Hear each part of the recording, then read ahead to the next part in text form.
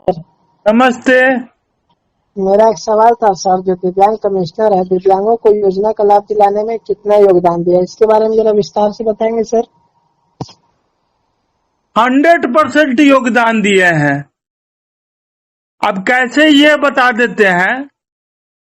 दिव्यांग commissioner post की उत्पत्ति अंग्रेजों के द्वारा हुआ था और अंग्रेज ने एक ही काम दिया था कि जितना उगाही कर सको उतना उगाही करो, जितना भ्रष्टाचार कर सको उतना भ्रष्टाचार करो, जितना लगान उसूल सको उतना लगान उसूलो, और जितना लगान तुम उसूलोगे उसका 5% तुमको दे देंगे। खुला चुनौती था कि भारत में जितना तुम लगान उछले उसका 5% दे देंगे। इसका परिणाम यह निकला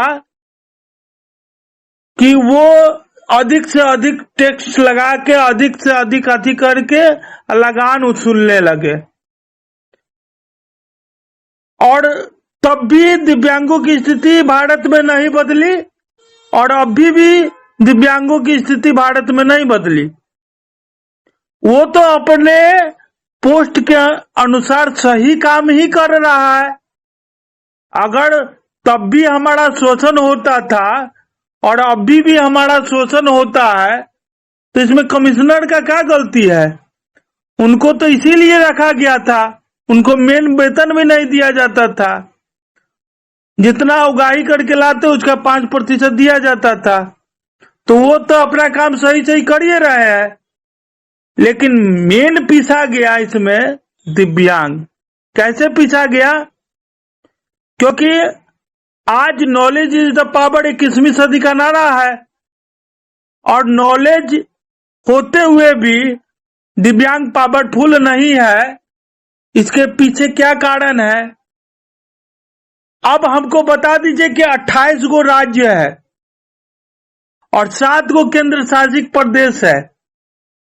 28 गो राज्य में जो दिव्यांग आयुक्त है वो अतिरिक्त पदभार में है।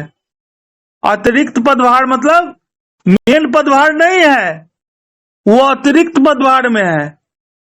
आप काम कीजिए या नहीं कीजिए, आपको अतिरिक्त पदभार दिया गया है, जिसका परिणाम क्या निकला कि हमारे अधिकतर दिव्यांग आयुक्त कार्यालय में बैठते ही नहीं है, मनमानी तौर से बैठते हैं, मनमानी तौर से काम करते हैं, और दिव्यांग का कल्याण कम और विभाग का कल्याण अधिक होता है।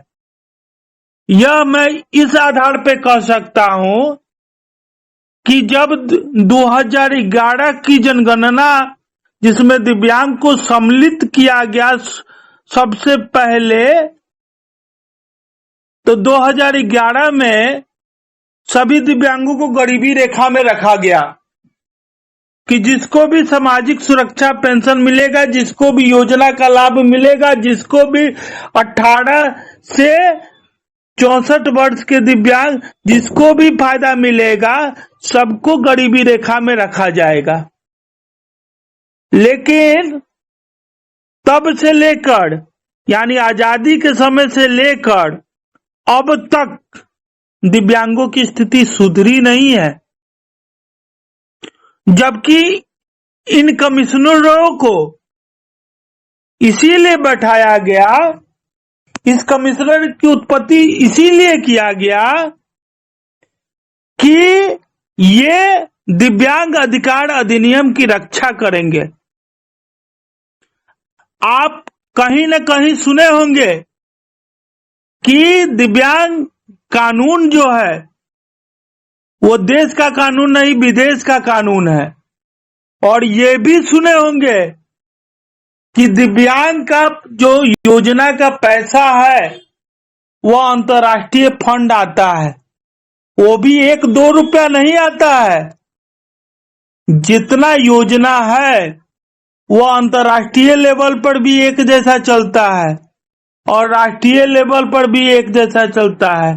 यानी भारत में जितना योजना चलाया जाता है दिव्यांगों के लिए उसका 80% पैसा विदेश से आता है। फॉरेन इन्वेस्टमेंट प्लान के तहत वर्ल्ड बैंक उसको देता है कि कहीं भी किसी भी देश में दिव्यांगों की योजना में कोई कमी नहीं रहे। और जैसे ही भारत में आता है तो नीति निर्देशक तत्व के तहत वो पैसा कहां बट जाता है।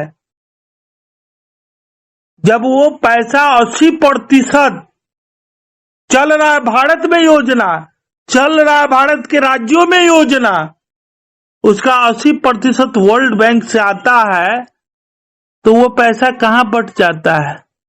अब इसके बारे में अगर हम बताएंगे तो आप घबरा सा जाइएगा।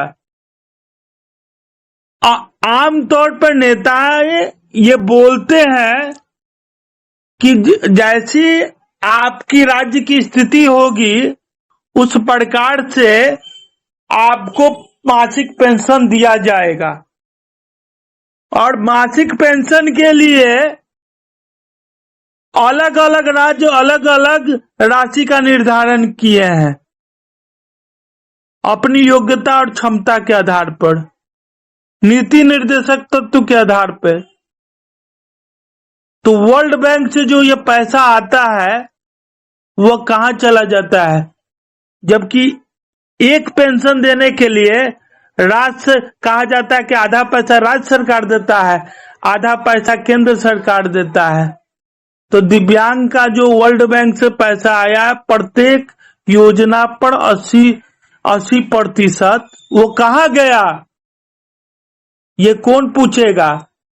और हमको कोई बात का डर नहीं है, कोई नीति निर्देशक तत्व तो हमारी योजना में लग नहीं सकता है। ये सब नेताओं का षड्यंत्र है। जब वर्ल्ड बैंक ने 80% रुपया तुमको दे दिया, हम लोगों को गरीबी रेखा में 2011 में सम्मिलित भी कर दिया, और इसी के बदले में वर्ल्ड बैंक ने पैसा भी दिया कि हो सकता है आप कुछ कमी बेसी कर दीजिएगा, तो ये पैसा पकड़िए और जितने भी दिव्यांग है जिसको गरीबी रेखा में रखा गया है वो एक भी दिव्यांग अपने अधिकार से वंचित नहीं रहे, इसके लिए आपको काम करना है। अब पैसे का बंदरबाट कैसे होता है ये बता देते हैं। आया केंद्र में, आधा पैसा केंद्र में रह गया, आया राज्य में, राज्य का नीति निर्देशक तत्व लग गया। अब राज्य का जो पैसा है वह सत्ता पक्ष हो या विपक्ष हो सबको मिलता है। रोटी बटेगा सब, कद्दू कटेगा सब में बटेगा। तो राज्य का पैसा जो बटता है उसमें कमी बेसी हो सकता है, लेकिन फॉरेन इन्वेस्टमेंट प्लान जो आता है, जो वर्ल्ड बैंक के थ्रू आता है, वो सभी राजनीतिक पार्टी को एक समान मिलता है, सभी राजनीतिक पार्टी को एक समान मिलता है। बहुत से दिव्यांग हमसे ये पूछते हैं कि सौरभ सर, एआई के जमाना में भी आपके जरूरत है और आप अपने समाज का मार्गदर्शन कीजिए कि कैसे कोई राजनीतिक पार्टी हमारे बारे में सवाल खड़ा नहीं करता है।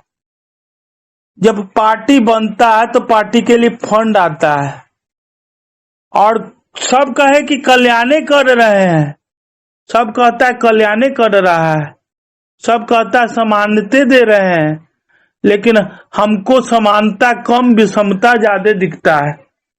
और क्योंकि ये फंड जो है सबको बराबर मिलता है, इसीलिए इस फंड पर ज्यादातर आवाज नहीं उठाया जाता है। और आवाज भी उठता है तो देखना कि प्रदर्शित करके फोटो खिंचा के फंड बजाने के नाम पर आवाज उठता है।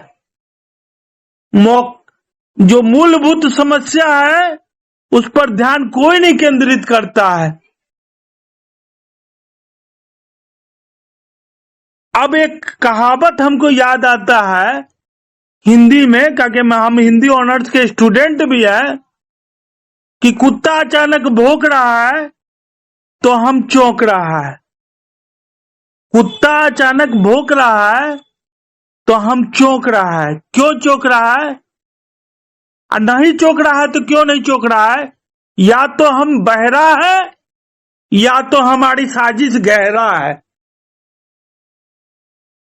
कुत्ता अचानक भौंक रहा है तो हम अगर चौंक नहीं रहे हैं तो या तो हम बहरे हैं या साजिश गहरा है।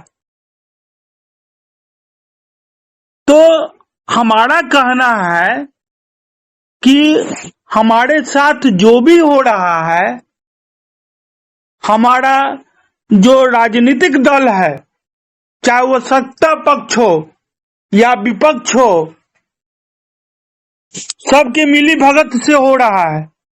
नहीं तो आप अब थोड़ा सा हम डीपली जाएंगे और आपको समझाने के लिए कि जापान से बड़ा त्रासदी किसी को नहीं आया था। जापान जो था उससे बड़ा त्रासदी कहीं नहीं आया था, और जापान को 3 देशों ने गुलाम बनाया था, और सबसे लास्ट में जो जिस देश ने गुलाम बनाया था वो जापान को तोड़ने के लिए जापान के नागासाकी में बम गिरा दिया। और उस बम का दुष्परिणाम ये था कि 1945 ईस्वी में बम गिरा और उसके बाद वहां से दिव्यांग पैदा होने लगा। दिव्यांग शब्द की उत्पत्ति वहीं से हुई, पैदा होने लगा। लेकिन आज भी जापान का दिव्यांग इतना समृद्ध है, और सर्वप्रथम आप कहीं भी जाकर देख लीजिए तो कोई भी वैकेंसी आता है, चाहे अमेरिका हो, इंग्लैंड हो, जापान हो, जो भी विकसित देश देख लीजिए, वहां पर प्राथमिकता दी जाती, फंड का कोई कमी नहीं रहता है। लेकिन भारत में वही फंड आते आते सारा फंड गायब हो जाता है। और जो आदमी कभी गरीब हो नहीं सकता है, अगर हमारे मुख्यमंत्री, पूर्व मुख्यमंत्री ये कहते हैं कि बिहार से पल्स पोलियो समाप्त हो गया है, तो हमको ये बता दे कि बिहार में दिव्यांगों की संख्या भारत में दूसरे स्थान पर क्यों है, 54 से 55 लाख। और जब समाप्त हो गया है पल्स पोलियो, तो इस पल्स पोलियो अभियान को क्यों आप चला रहे हैं? इसकी तो कोई जरूरत नहीं है। इसलिए चला रहे हैं कि वो वर्ल्ड बैंक से ये पॉलिसी आता है और वर्ल्ड बैंक इसको पैसा देता है, और वर्ल्ड बैंक के पैसा को लेने के लिए सबके सब मुंह चियार के बैठल है। इसीलिए ये होता है। और ये जो जानकारी हमने दिया है, ये कोई एआई से नहीं मिलेगा आपको।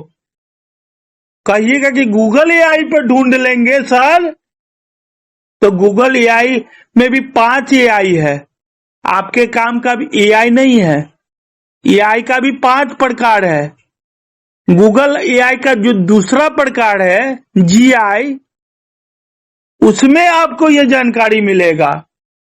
लेकिन भारत के दिव्यांगों को पता ही नहीं है, क्योंकि वो पीछे है। एक कहावत था कि वर्तमान में जो घट रहा है घटना, वो कल होगा तो इतिहास बन जाएगा। तो वर्तमान में जिएंगे तब ना हम समय के साथ चलेंगे। हम तो अभी कमिश्नर के उलझन में ही है, और कमिश्नर अतिरिक्त पदभार में है, और एक राज्य की ये स्थिति नहीं है। 28 राज्य और 7 केंद्र शासित प्रदेश, अमूमन सभी राज्यों की स्थिति यही है, सब अतिरिक्त पदभार में है। तो दिव्यांग अधिकार अधिनियम की रक्षा कौन करेगा, जब रक्षक ही भक्षक हो गए?